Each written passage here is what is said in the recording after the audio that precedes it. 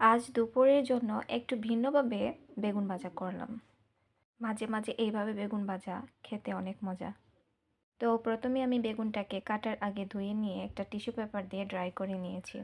বেগুনটাকে গুল গুল করে কেটে তার মধ্যে একটা নাইফের সাহায্যে দাগ কেটে নিব। খুবই আস্তে আস্তে এই কাজটা করতে হবে। আপনারা দেখতেই পাচ্ছেন আমি কাজটা কীভাবে করেছি। তারপর দিয়ে দিব লবণ। বেগুনগুলোকে লবণ দিয়ে মাখিয়ে নিব।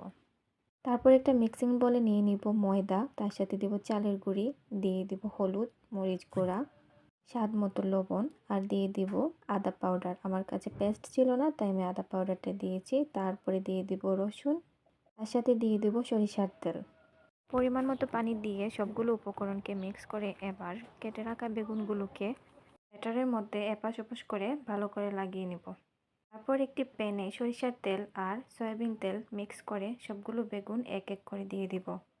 উল্টো পাল্টো করে ভেজে নিলে হয়ে যাবে একটু ডিফারেন্ট স্টাইলের বেগুন ভাজা। কেমন হলো জানাবেন।